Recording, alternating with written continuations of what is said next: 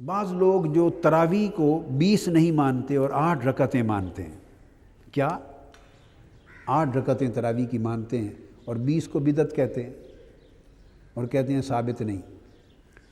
اب 8 رکعتیں تراویح، کیا ایک بات یاد رکھ لیں، کسی حدیث صحیح سے 8 رکعت تراویح سرے سے ثابت نہیں ہے، نہ صحیح سے نہ ضعیف سے۔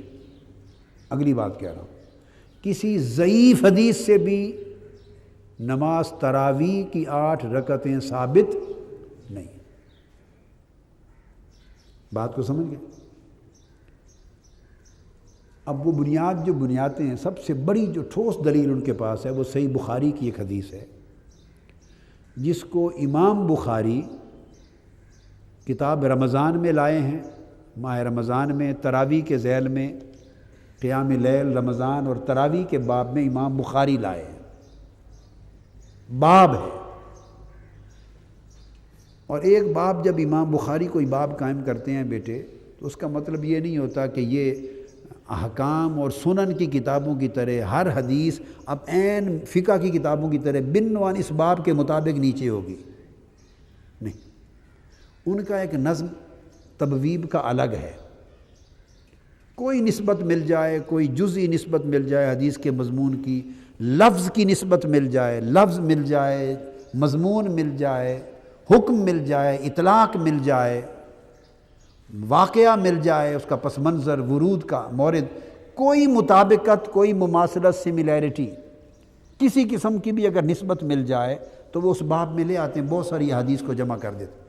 یہ وجہ ہے کہ ایک حدیث 10 12 بار بھی صحیح بخاری میں آتی ہے۔ اس حدیث کو یہاں لکھ دیا، اسی حدیث سے ایک اور معنی معلوم ہوتا ہے، وہ اگلے باب میں بھی لکھ دیا، اس سے ایک اور معنی پر اطلاق ہوتا ہے، اگلے باب میں بھی لکھ دیا، تو 12 مرتبہ بھی بعض اوقات ایک حدیث صحیح بخاری شریف میں آتی، 7 مرتبہ آتی۔ انہوں نے اس حدیث سے جو معنی لیا تو اس کے ساتھ جو مضمون ملتا ہے اس باب میں اس کو درج کر دیا۔ تو ایک روایت ہے کہ کسی نے حضرت عائشہ صدیقہ رضی اللہ تعالیٰ عنہا سے پوچھا، یہ حدیث ہے، پوچھا کہ حضور علیہ الصلوۃ والسلام کی رات کی نماز کیسی تھی؟ کیا پوچھا؟ آپ کا قیام اللیل، رات کا قیام کیسا تھا، کتنی نماز پڑھتے تھے، کیسے پڑھتے تھے؟ سوال کرنے نے، یہ بات ذہن میں رکھ لیں بیٹے، نوٹ لکھ لیں، آپ کو یہ کام آئے گی۔ سوال کرنے والے نے صلاۃ التراویح کا پوچھا ہی نہیں ہے، یہ بات بنیادی۔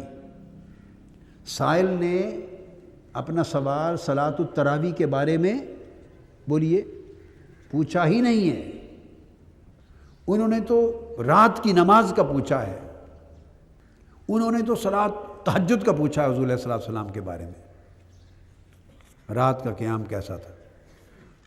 تو وہ بیان چلا آ رہا ہے، تو وہ پھر حضور کے تہجد کے لیے انہوں نے پوچھا، سوال یہ کیا، انہ سأل عائشہ رضی اللہ تعالی عنہا کیف کانت صلاۃ رسول اللہ صلی اللہ علیہ وسلم فی رمضان۔ یہ میں آگے آپ کو بتاؤں گا کہ پھر رمضان میں حضور علیہ الصلوۃ والسلام کی نماز کیسے ہوتی تھی، نماز تہجد۔ حضرت عائشہ صدیقہ رضی اللہ عنہ، نماز تہجد کیسے معلوم ہوا وہ بتاتا ہوں۔ عائشہ صدیقہ رضی اللہ تعالیٰ عنہ جواب دیتی ہیں، ما کان یزید فی رمضان ولا فی غیرہا علی 11 رکعۃ، کہ رمضان میں بھی اور رمضان کے علاوہ باقی 11 مہینوں میں بھی حضور علیہ الصلوۃ والسلام پورے سال کے کسی مہینے میں بھی 11 رکعتوں سے زیادہ نہیں پڑھتے تھے۔ تو کون سی نماز ہوئی؟ تراویح تو صرف رمضان میں ہوتی ہے، 11 مہینوں میں تو۔ حضرت عائشہ صدیقہ رضی اللہ تعالیٰ عنہ نے بھی یہی سمجھا کہ یہ صلاۃ التراویح کا نہیں پوچھ رہا۔ اگر وہ سوال سائل کی بات سے یہ سمجھتی کہ یہ نماز تراویح کا پوچھ رہا ہے تو ولا فی غیرہا بولیے نہ فرماتی، چونکہ صلاۃ التراویح تو غیرہا میں ہے ہی نہیں، غیر رمضان میں، رمضان کے علاوہ باقی 11 مہینوں میں تو ہوتی ہی نہیں ہے۔ پھر وہ یہ نہ کہتی کہ فی رمضان ولا فی غیرہا، اس کا مطلب ہے وہ ایک ایسی نماز کی رکعتیں بتا رہی ہیں جو نماز رمضان میں بھی راتوں کو پڑھی جاتی ہے اور غیر رمضان باقی 11 مہینوں میں بھی پڑھی جاتی ہے اور وہ صرف صلاۃ التہجد ہے۔ یہ جواب دیا، پھر 4 پڑھتی، پھر 4 اور پھر اس کے بعد آگے وطروں کا ذکر ہے سارا۔ اب یہ جو میں بتانا چاہتا ہوں، امام بخاری نے یہ حدیث، اب حدیث کے متن میں تو سرے سے تراویح کا ذکر ہی نہیں، نہ سوال میں، اور جواب نے تو تصریح کر دی ہے، جواب نے تو تصریح کر دی ہے کہ یہ ہے ہی وہ نماز جو پورا سال پڑھی جاتی، وہ تہجد ہے۔ امام بخاری نے کیا کیا، اب بعض لوگوں نے اس کو تراویح بلا وجہ اس لیے سمجھ لیا کہ امام بخاری نے اس حدیث کو درج کیا ہے کتاب صلاۃ التراویح کے تحت، چونکہ انہوں نے کتاب صلاۃ التراویح کے تحت درج کیا ہے، انہوں نے بلا وجہ اس حدیث کا اطلاق نماز تراویح پہ کر دیا، جبکہ سمجھ لیں کہ اس کتاب اس عنوان کے تحت درج کرنا یہ تو حدیث نہیں ہے، یہ تو امام بخاری کا فہم ہے۔ اور وہ وجہ کیا ہے کہ چونکہ تہجد رمضان میں بھی پڑھی جاتی ہے اور غیر رمضان میں بھی پڑھی جاتی ہے، سوال اسی کا تھا ذہن میں ان کے پوچھنے والے کہ یہ تھا کہ کہیں جب رمضان آ جاتا ہے اور رمضان میں تراویح شروع ہو جاتی ہے تو کیا نماز تراویح کی وجہ سے تہجد ختم تو نہیں کر دیتے تھے؟ کہ یہ تو نہیں تھا کہ تراویح آ گئی تو پھر تہجد قیام اللیل نہ کرتے ہوں یا کم کر دیتے ہوں؟ پوچھنے والے کا مقصد ذہن میں یہ تھا، تو اس پر انہوں نے جواب دیا کہ وہ 11 ہی پڑھتے تھے اور اس سے زائد نہیں کرتے تھے۔ اب امام بخاری نے یہ دے دیا اس کو صلاۃ التراویح کے باب کے تحت۔ اب اگر امام بخاری کا باب قائم کرنا ہی حجت ہے تو میں جو بات سمجھانا چاہتا ہوں، امام مسلم کی طرف آ جائیے۔ امام مسلم نے پوری کتاب رمضان اور صلاۃ التراویح کی کتاب قائم کی ہے صحیح مسلم میں، اور ساری کتاب و صلاۃ التراویح میں امام مسلم یہ حدیث نہیں لائے۔ یہ بات خاص نوٹ کرنے والی۔ کیا مطلب ہے کہ امام بخاری کا جو نظم ہے ابواب کا، وہ امام بخاری سے امام مسلم کا بہتر ہے۔ امام بخاری کے ہاں ایک ہی حدیث 10 12 جگہ منتشر ہو جاتی ہے، چونکہ جو باب بندی ہے وہ موضوع اور مضمون کے اعتبار سے اس میں سختی نہیں ہے، کئی چیزیں ادھر، کئی چیزیں ادھر، کئی چیزیں ادھر آ جاتی ہیں، جو نسبت مل گئی کر دیتے ہیں۔ امام مسلم کے ہاں تبویب ہے، جامعات میں، جامع میں، سنن تو پھر احکام آ جاتی ہیں۔ امام مسلم جیسا نظم باب بندی میں کسی کتاب کا نہیں ہے، وہ تمام احادیث کو اکٹھا کر دیتے ہیں، ایک ہی مضمون اور ایک ہی جگہ لے آتے ہیں، تمام اسانید کو بھی جمع کر دیتے ہیں، تمام طرق کو جمع کر دیتے ہیں، تمام ایک ہی مضمون کی حدیث کو ایک یکجا کر دیتے ہیں، اور تبویب کا نظم ان کا اچھا ہے۔ اب امام مسلم بھی امام بخاری کے ساتھ ہیں۔ میں 2 باتیں بتانا چاہتا ہوں۔ امام مسلم پوری کی پوری آپ کتاب رمضان اور اس میں قیام اللیل رمضان کا، اور انہوں نے الگ باب قائم کیا صلاۃ التراویح۔ اب بس آپ نوٹ کر لیں، کتاب صلاۃ التراویح رمضان میں امام مسلم نے باب قائم کیا، اور پوری کتاب میں صلاۃ التراویح کی کتاب میں امام مسلم یہ حدیث نہیں لائے۔ اب یہ بات سمجھ گیا نا؟ یہ پوری سند اور ذمہ داری کے ساتھ لکھ دیں۔ تو اس کا کیا مطلب ہوا کہ امام مسلم کو صلاۃ التراویح کے تحت اس حدیث کو لانے پر اختلاف ہے، انکار ہے، امام مسلم کا انکار ہے اس باب کے تحت یہ حدیث لانا۔ وہ سمجھ رہے ہیں کہ یہ فی رمضان ولا فی غیر ہی ہے، اسے رمضان کے تحت کیوں لایا جائے، تراویح کے تحت کیوں لایا جائے، یہ تو نماز تہجد ہو رہی ہے۔ میری بات آپ سمجھ گئے نا؟ یہ ہو رہی ہے تہجد کی بات، تو اسے رمضان میں اور تراویح میں کیوں لائیں؟ آپ فالو کر گئے نا؟ تو پہلی بات، امام مسلم اس کو تراویح کے باب میں اور اس کے کتاب میں یہ حدیث لائے ہی نہیں ہے، تو انہوں نے گویا انکار کر دیا ہے اس باب میں اس حدیث کو لانے سے۔ اب کوئی کہہ سکتا ہے، شاید ہی کوئی کہے گا امام مسلم تک یہ پہنچی نہیں روایت، اس لیے نہیں لائے۔ وہ سن لیں، امام مسلم کے پاس بھی یہ حدیث ہے اپنی روایت کے ساتھ، اپنی سند کے ساتھ، اور امام مسلم اس کو کتاب التہجد میں لائے ہیں، رمضان کو نکال کر ختم کر کے پھر قیام کو لائے ہیں باب صلاۃ اللیل میں، باب صلاۃ اللیل میں۔ نفلی نمازوں کا جب بیان شروع کیتا ہے نا، باب صلاۃ النافلہ اور قصر الصلاۃ ساری، تو کتاب الصلاۃ میں لائے ہیں اور تہجد میں لائے ہیں، وہ کتاب رمضان میں امام مسلم اس کو لائے ہی نہیں ہے۔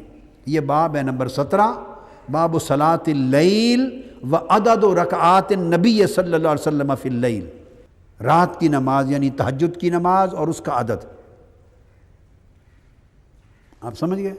تو امام مسلم نے کیا کیا، پورا اشکال رفع کر دیا۔ جتنی حدیثیں 11 رکعتوں کے پڑھنے کی تھیں، امام مسلم نے اس باب میں، یہ تہجد کی نماز ہے اور اس کی رکعتیں، ان کو اکٹھا ایک باب میں جمع کر دیا۔